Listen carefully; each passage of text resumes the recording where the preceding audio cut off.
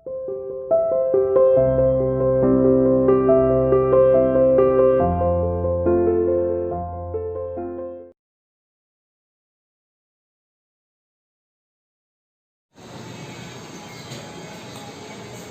to CI International School online classes. Hello student, how are you? Hope you are fine. बेटा हम सामाजिक और राजनीतिक जीवन का चैप्टर नंबर 6 कर रहे थे। संचार माध्यमों को समझना मीन्स अंडरस्टैंडिंग मीडिया, कि मीडिया को हम किस तरीके से जान सकते हैं। आज हम इससे पहले हमने बात की थी संचार माध्यमों के बारे में, और आज भी मैंने आपको कल के असाइनमेंट में भी बताया था कि संचार माध्यमों के 6 आपको माध्यम ढूंढिए। जैसे उसमें मैंने आपको एक एग्जाम्पल टेलीविजन का दिया था, उसमें रेडियो दिख रहा है, तो आप उस पिक्चर को देखकर उसे छाटिए। और आज हम बात करेंगे संचार माध्यम और लोकतंत्र। लोकतंत्र में देश और संसार के बारे में समाचार देने और उनमें होने वाली घटनाओं पर चर्चा करने में और संचार माध्यमों की भूमिका अत्यंत महत्वपूर्ण है। कि लोकतंत्र में क्या है, देश और संसार के बारे में समाचार देने और उनमें क्या क्या घटनाएं हो रही हैं उन पर चर्चा करने के लिए हमें संचार माध्यम बहुत ही इम्पोर्टेंट है। उदाहरण के लिए संचार माध्यमों से ही नागरिक ये जान पाते हैं कि सरकार क्या काम कर रही है। यदि लोग चाहें तो इन समाचारों के आधार पर कार्यवाही भी कर सकते हैं। ऐसा भी संबंधित मंत्री को पत्र लिखकर कर सकते हैं। मीन्स उन्होंने अपनी समस्या को लिखा और संबंधित मंत्री तक पहुंचा दिया। या सार्वजनिक विरोध आयोजित कर सकते हैं। हस्ताक्षर अभियान चला सकते हैं कि एक अपनी प्रॉब्लम लिखी और लाखों की संख्या में लोग उस पर हस्ताक्षर करते हैं और वो सरकार को दिया जाता है। और हस्ताक्षर अभियान चलाकर सरकार से पुनः उसके कार्यक्रम पर विचार करने का आग्रह कर सकते हैं कि सरकार ने जो भी ये कार्यक्रम चलाया है या जो भी नया नियम बनाया है एक बार वो उस पर फिर से ध्यान दें।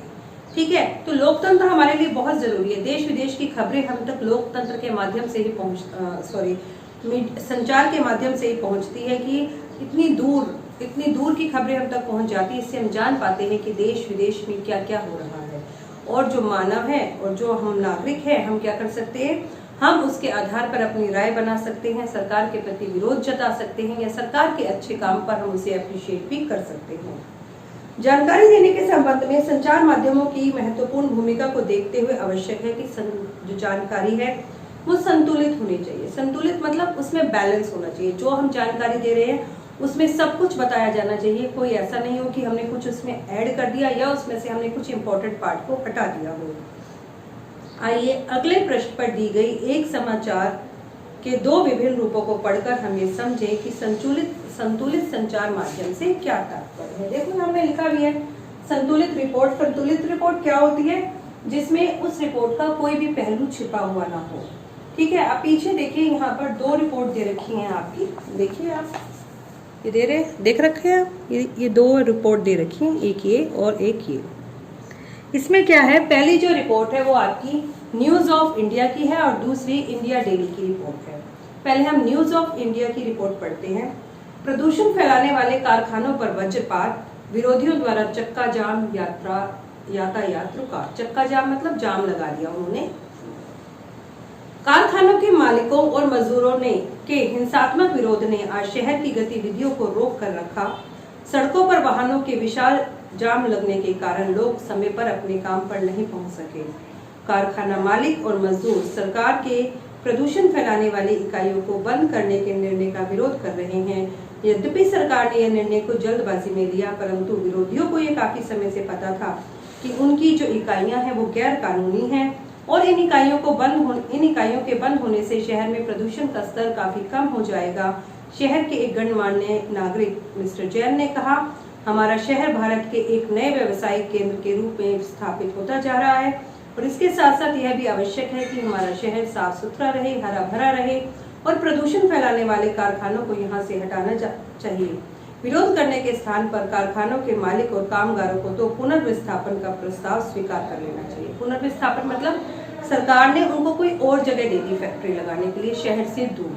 ठीक है, तो इस रिपोर्ट को जब हमने पढ़ा तो हमने देखा कि कारखाना के जो मालिक है और जो मजदूर है उन्होंने विरोध जताया और ये विरोध इतना हिंसात्मक था कि वो लोग सड़कों पर उतर आए, जिसके कारण ट्रैफिक जैम हो गया और लोग अपने समय पर काम पर समय पर नहीं पहुंच पाए जहां जहां पर भी लोगों ने जाना था, क्योंकि ट्रैफिक जैम था। और हमने देखा कि ये जो फैक्ट्रीज थी ये सब अनलीगल थी और लीगल रेजिडेंशियल एरिया में बनाई गई थी और इनसे बहुत ज़्यादा प्रदूषण हो रहा था। और वहीं के एक मिस्टर जैन शहर के निवासी हैं, उन्होंने बताया कि हमारा शहर तो एक बहुत बड़ा व्यवसायिक केंद्र बनता जा रहा है, इसलिए जरूरी है कि हमारा शहर साफ सुथरा रहे। और उन्होंने कहा फैक्ट्री के जो मालिक और मजदूरों को विरोध न कर सरकार के पुनर्विस्थापन के प्रस्ताव को स्वीकार करना चाहिए। ये रिपोर्ट थी आपकी न्यूज ऑफ इंडिया की। अब हम इंडिया डेली की रिपोर्ट पढ़ते हैं। कारखानों के बंद होने से घोर अशांति। शहर के आवासीय क्षेत्र में 1 लाख कारखानों का बंद होना एक गंभीर समस्या का रूप ले सकता है। सोमवार को हजारों कारखाना मालिक एवं कामगार कारखाना बंदी पर कड़ा विरोध जताने के लिए सड़कों पर उतर आए। इसमें बताया गया कि शहर के आवासीय क्षेत्र के अंदर जो 1 लाख फैक्ट्रीज बनी हुई थी, जैसे ही सरकार ने उन्हें बंद करने का निर्णय लिया, बंद कर दिया, अगर निर्णय तो ले लिया सरकार ने, यदि ये फैक्ट्रीज बंद हो गई तो ये गंभीर समस्या ले लेगा। सोमवार को ये हजारों की संख्या में फैक्ट्री मजदूर और जो मालिक है वो सड़कों पर इसका विरोध जताने के लिए उतर आए। उन्होंने कहा कि अगर ये फैक्ट्रीज बंद हो गई तो उनकी रोजी रोटी छिन जाएगी। उनका कहना है कि ये गलती हमारी नहीं है, ये गलती तो म्युनिसिपल कॉरपोरेशन या नगर निगम की है, जो कि आवासीय क्षेत्रों में लगातार कारखाना बनाने के लिए हमें लाइसेंस देती आई है। उन्होंने यह भी कहा कि पुनर्विस्थापन के लिए पर्याप्त प्रयत्न नहीं किए गए, मतलब पुनर्विस्थापन के लिए जो जगह हमें दी जा रही है वहां पर कोई प्रयास नहीं किए गए, उसे सुधारने के लिए वहां पर कोई फैसिलिटीज नहीं है। कारखाना के मालिकों एवं मजदूरों ने कारखाना बंद करवाने के विरोध में शहर में 1 दिन का बंद प्रस्तावित किया है। और एक कारखाने के मालिक श्री शर्मा ने कहा, सरकार कहती है कि उसने हमारे पुनर्विस्थापन के लिए बहुत कार्य किया, कि जो हमें वो जगह दे रही है फैक्ट्रीज लगाने के लिए, वो जगह सिटी से इतनी दूर है कि वहां पर ट्रांसपोर्ट जाना, क्योंकि वहां पर ना तो पर्याप्त सड़कें हैं, ना वहां पर्याप्त बिजली मिल पा रही है, ना ही वहां वाटर है। और जो मजदूर वहां पर जा रहे हैं उनके लिए डेली शहर से वहां तक जाना बहुत मुश्किल है। और यदि वो वहां जाकर बस भी जाते हैं तो उनके बच्चों के लिए वहां स्कूल भी नहीं है। लेकिन जिस प्रकार के क्षेत्र में हमें दे रही है वहां कोई भी सुविधाएं नहीं। पिछले 5 वर्षों में वहां किसी भी प्रकार का कोई विकास कार्य नहीं हुआ है। तो बेटा ये हमने 2 रिपोर्ट पढ़ी, एक न्यूज ऑफ इंडिया की पढ़ी और एक इंडिया डेली की। जब हमने न्यूज ऑफ इंडिया पढ़ी तो हमारा सिर्फ विचार था कि ये फैक्ट्री सिर्फ पॉल्यूशन कर रही है, इसे बंद करना चाहिए। लेकिन जब हमने दूसरी न्यूज की रिपोर्ट पढ़ी तो हमने देखा कि इससे बहुत सारे लोगों की आजीविका भी छिन जाएगी, तो सरकार को भी उनके लिए सोचना चाहिए। तो वास्तविकता तो यह है कि यदि आप इनमें से केवल एक ही समाचार पत्र पढ़ेंगे तो विषय का एक ही पक्ष जान पाएंगे।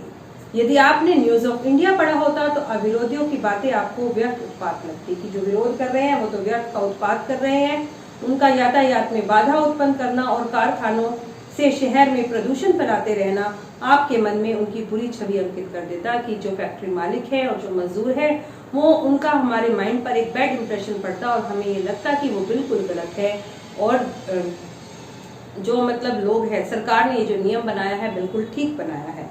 दूसरी ओर यदि आपने इंडिया डेली पढ़ा होता तो आप जानते कारखाना बंद होने पर बहुत से लोग अपनी रोजी रोटी को खो देंगे, जैसा कि हमने सेकेंड रिपोर्ट में पढ़ा। और पुनर्विस्थापन के जो प्रयास किए गए वो भी अपर्याप्त हैं।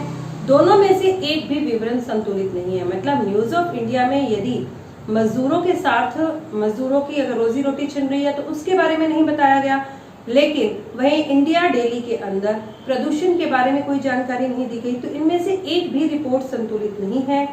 संतुलित रिपोर्ट वह रिपोर्ट होती है जिसमें किसी भी विषय पर हर दृष्टिकोण पर चर्चा की जाए, उसका कोई भी पहलू छिपा हुआ ना हो, उसके हर एक पहलू पर बातचीत की जाए और फिर पाठक को जो पढ़ रहा है, उसको रीड कर रहा है, स्वयं अपनी राय बनाने के लिए स्वतंत्र छोड़ दिया जाता है। मतलब बैलेंस रिपोर्ट तब होती जब ये दोनों रिपोर्ट मिलाकर एक रिपोर्ट को तैयार किया जाता, लेकिन दोनों ही न्यूज़पेपर ने इसके किसी न किसी अंश को छिपाया, इसलिए हम इसे बैलेंस रिपोर्ट नहीं कह सकते। संतुलित रिपोर्ट लिख पाना संचार माध्यमों के स्वतंत्र होने पर निर्भर करता है, कि संचार माध्यम स्वतंत्र हो। संचार माध्यमों के स्वतंत्र होने से तात्पर्य है कि उनके द्वारा किए जाने वाले समाचारों पर कोई भी नियंत्रण या प्रभावित ना करे, कि जो भी वो समाचार प्रकाशित कर रहे हैं कोई भी उनके ऊपर दबाव न डाले कि वो उसमें ये चीज ऐड करें या इस चीज को हटा दें। समाचार का विवरण देने में उन्हें कोई भी निर्देशित न करे कि उसमें क्या उन्होंने ऐड करना है, क्या सम्मिलित करना है और क्या सम्मिलित नहीं करना है। लोकतंत्र में स्वतंत्र संचार माध्यमों का होना अत्यंत ही महत्वपूर्ण है। जैसा कि आपने ऊपर पढ़ा, संचार माध्यमों द्वारा प्रदान की गई जानकारी के आधार पर नागरिक के रूप में हम कार्यवाही करते हैं क्योंकि संचार माध्यमों के द्वारा ही हम गवर्नमेंट के कामों के बारे में जान पाते हैं और इसी के आधार पर हम एक नागरिक के रूप में कार्यवाही करते हैं कि हमें सरकार को अप्रिशिएट करना है या अगर हमें उससे कोई नुकसान हो रहा है तो हमें विरोध भी जताना है। इसीलिए आवश्यक है कि जो भी जानकारी दी जाए वो विश्वसनीय हो और तटस्थ हो। तथ्य तो यह है कि संचार माध्यम स्वतंत्र है ही नहीं। सत्य है ये कि संचार माध्यम स्वतंत्र नहीं। इसके मुख्यतः दो कारण हैं। पहला कारण क्या कि सरकार का उन पर नियंत्रण है। संचार माध्यमों पर सरकार नियंत्रण रखती है। जब सरकार समाचार के किसी अंश को, फिल्म के किसी दृश्य को या गीत की किसी अभिव्यक्ति को जन समुदाय तक पहुंचाने से प्रतिबंधित कर देती है तो इसे सेंसरशिप कहा जाता है। मतलब कोई भी एक न्यूज है, उसका सरकार चाहती है ये पार्ट लोगों तक ना पहुंचे, इस मूवी के ये सीन लोगों तक ना पहुंचे, इस गाने के ये बोल लोगों तक ना जाए, तो उस पर सरकार जो है वो सेंसरशिप लगा देती है, प्रतिबंध लगाती है।